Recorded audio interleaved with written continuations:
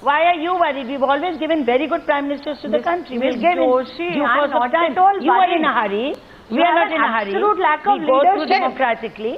We will take You a are not in decision a hurry when we because want you've got to. nobody to run We are the not race. criticizing you. Let me draw in Mr. Mehta into this debate. Ms. Smriti Irani and Ms. Rita Bahuguna Joshi, hold your thoughts. There is enough time for you to spar, but let me draw in Mr. Vinod Mehta into this entire debate. Mr. Vinod Mehta, of course the Congress and the BJP continue to spar over whether it's Modi versus Rahul, who's better, who can give better Prime Minister. But the question really, Mr. Vinod Mehta, is, has the BJP really made a masterstroke here by anointing Narendra Modi today? Or have they been a little bit hurried, not getting Advani on board? Will that harm their chances in the coming weeks and months? Well, thank you, Navika. My ears are bursting because your debate is so contentious. But, you know, what I am saying is that you've had a coronation. That's true. So that part of the game is over. But the crown sits very uneasily on Mr. Modi's head. Because whatever spin you might like to give on it, the fact that Mr. Advani was not there and in his letter makes very interesting reading. And if you add to the fact that Sushma Swaraj and Murli Manohar Joshi were turned around at the last moment, this means that you have a permanent sort of fifth column inside the top leadership of the BJP. So it has been a very divisive coronation. And just let me say something else about this, what Mr. Arun Jaitley said about cadres. Now suddenly the BJP is saying that the cadres are very important, and because the cadres wanted Mr. Modi, therefore they ignored Mr. Advani. Now of course cadres are important, but if you have leaderless cadres, if you have your top leadership divided vertically down the middle, then the cadres are going to be more confused.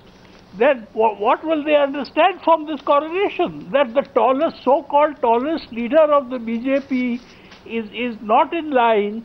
Sushma Swaraj has been brought in at the last minute. Murli Manohar Joshi is not in line. So what kind of unity is there? There is absolutely no unity, and this has been a most divisive coronation.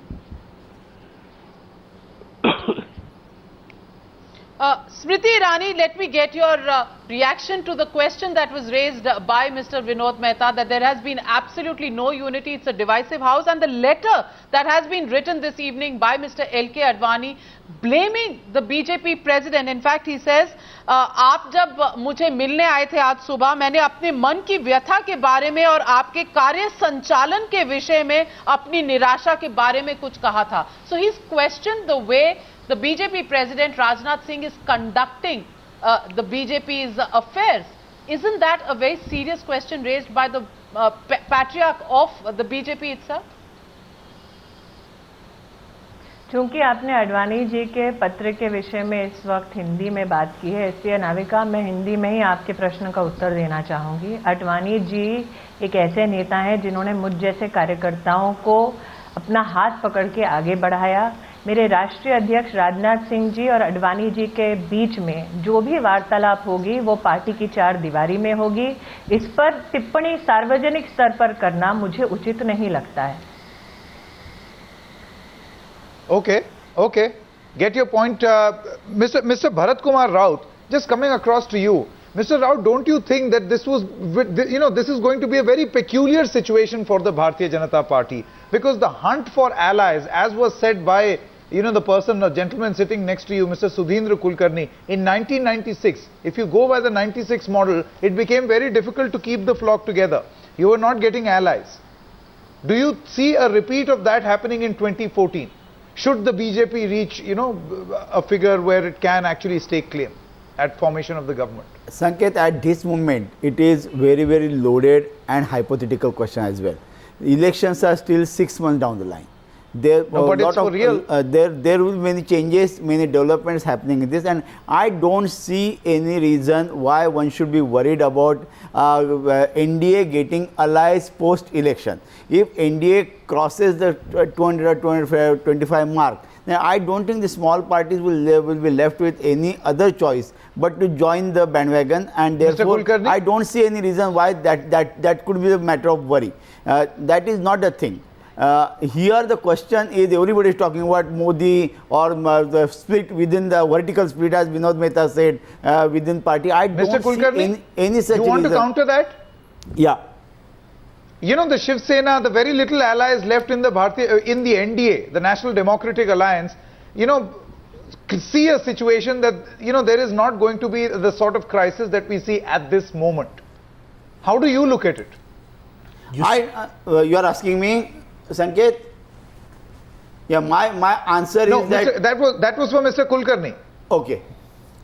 You see, it should be remembered that in 1996, there was no NDA, but the BJP still had managed to bring into its alliance a very important segment, that is the Samata party. At that time, George Fernandes and Nitish Kumar had attended the BJP's Maha-Adhiveshan in Mumbai.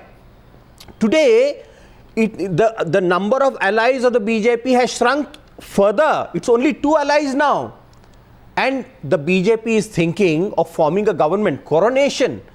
You know, I want to go back to the point that Arun Jaitley ji made and other leaders of the BJP are making. Oh, it's the preference, it is the decision of the cadres that we are respecting. True leadership is giving leadership to the cadre and not being led by the cadre. There is a section of BJP's cadre, workers and the supporters who want a polarizing leader, and they want Indian society to be polarized further in the hope of getting more seats.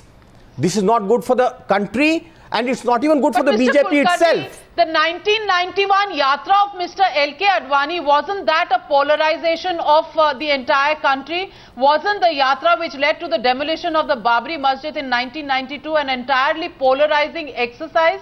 I mean, how can you point fingers at Modi, especially when you've been very close to Mr. L.K. Advani, and that's what his critics accuse him of? And you will be accused of selective criticism. Not at all. Choosing to ignore one particular aspect. You see, Advaniji's role in the Ayodhya movement has to be analyzed in totality. He was not in favor of the demolition of the Babri Masjid. On that day, he said, it is the saddest day in my life.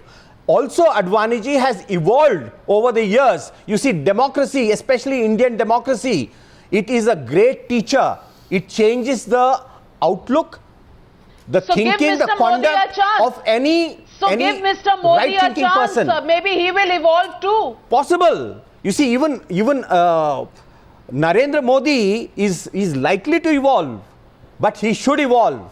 And the question that you asked earlier, why has he not commented? Why has he not commented on the Muzaffar riots, Muzaffarnagar riots? For the party or the country. You see, the test of Narendra Modi becoming an inclusive leader is to very strongly say no communal politics, no polarizing politics. Let's unite the country. If he says this, it's good for the country, it's good for the BJP. But the BJP is today following a two-track policy. No, but here I would like to ask Sudhindra. Let me welcome Mr. Ravi Shankar Prasad, Deputy Leader of the Opposition in the Rajya Sabha. Mr. Ravi Shankar Prasad is joining us in this heated debate at this moment. Mr. Ravi Shankar Prasad, we have a heated debate on here. Mr. Vinod Mehta wanted to make a point to Sudhindra Kulkarni, and I'll come to you after that. Who is it? I think, am I supposed to speak? Navika? Mr. Vinod Mehta, you wanted to make a point to Mr. Sudhindra Kulkarni. Yeah. You know, the point I want to make is, let's not make Mr. L.K. Advani into some kind of angel, that some kind of angelic figure. I mean, he's playing his own politics. And Mr. Modi is playing his own politics. But how does it help the voter, the independent observer, that if the BJP is a house divided with the top leadership playing their own politics, I don't want to take any sides. I'm not saying Mr. Modi is right and Mr. Advani is right, but they are both playing politics. But what is the end result of that? The end result is that you have a top leadership which is divided, and how is this divided leadership going to give any inspiration, any kind of direction to the so-called cadres who want Mr. Modi, to lead the country? If Mr. Modi is always looking over his shoulder to see what googly Mr. Advani has bowled, then he will be always, he'll always be worried about this. He'll be concentrating more. Mr. Ravi Shankar Prasad, that's a very valid question. You know, what will you do with leadership of Narendra Modi if he has to constantly look behind his shoulder to look at what Mr. Advani is going to do next? He's written one letter tonight. Will he write another letter tomorrow? What happens to other leaders like Jaswant Singh, like Murli Manohar Joshi, like Shatrughan Sinha, like Yashwant Sinha, who in the past have made several statements against Mr. Modi? Is Mr. Modi going to continue to battle the critics within the party, or is he going to lead the BJP to battle with the principal opposition that it has in the form of the Congress?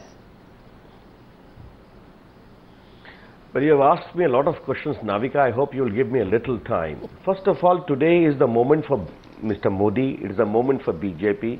It is a moment for all the people of India, the cadre, the well-wisher, who are yearning for a change because of stinking corruption, gross misrule, price rise, and India's story under cloud, which people want to have a change. I think that has to be appreciated. Second, I would like to highlight, after all, we are not a family-driven party, where the son from a family or the daughter of the family only will become the leader. Here is a case where change, generational change, is integral to BJP. You know, state after state, in Bihar, Sushil Modi, I am there. After all, there were senior leaders. Shivraj Singh Chauhan is there in Madhya Pradesh. There was Mr. Patwa was there. Other state leaders have changed. Therefore, change is a part of the process. Thirdly, being a democratic party, let me concede, Navika, there will be debate. There will be differences. There will be consultation, there will be coordination, but once a decision is taken, it is taken and the entire party accepts it. Advani is our tallest leader. But a debate and a difference of opinion with the Mukhia of the party, that's what is being questioned. It gives a sense that it is a completely divided house within the BJP, Mr. Ravi Shankar Prasad. It's not a level of competition between Shivraj Singh Chauhan and Mr. Narendra Modi. That would have been seen as a natural competition between two equals. In this case, the dissension has come right from the top. It's come from Mr. L.K. Advani, the patriarch of the family, and he's made it public by writing this letter. And in this letter, he's questioned the working style of the BJP party president, Mr. Rajnath Singh. That gives the sense to the cadre that their own party is a divided house. You've lost the elections of 2004 and 2009. The cadre probably expects, the entire team to come together. It's not happening for the BJP. What is surprising, Navika, is that you are writing our obituary when a couple of hours ago Mr. Modi has been anointed. You are being grossly unfair. Advani ji is our tallest leader. You want me to publicly comment about Advani ji? We will never do it. We hold him in great regard. If there are certain concerns, the party will take him on board, and discussions and whole deliberations will take place. But what is more important is that surely we shall give an impression of unity that will come about. But I would like to, you interrupted me midway. That impression is not coming across. Primaries in England, and do you feel he will come along? Oh. That impression is not coming across at all, Mr. Ravi. That's the question. Navika, either you allow me to speak or keep on interrupting me. I am sorry to say that. Please allow me to speak. Today it has happened. Today, just 2 hours ago, give the inner working of the party a chance. I am sure Mr. Narendra Modi went to seek his blessings, Advani ji. The first thing he did. Surely it is a part of the whole process. We have our differences. Let me take the whole debate to a broader issue. In America, when the primaries are there, differences are there or not. But ultimately, leaders come and work together. The same is the case in England.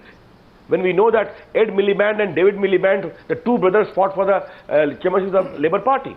Therefore, allow our democratic credentials of the BJP, of debate, of discussion, of taking our elders along, the top leadership of Shri Advani, we are very proud of. Surely it will come about. And we want to assure the nation, don't rush to judgment so soon.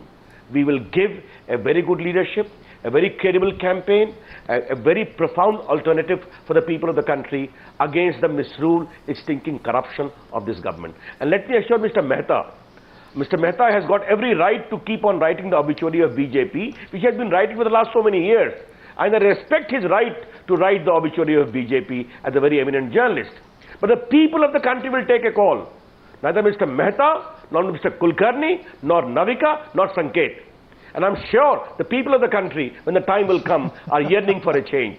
Therefore, in all the surveys, Narendra Modi is always voted as the tallest popular leader, having 45% rating in comparison to Rahul Gandhi, 17 to 18%. Mr. Vinod Mehta,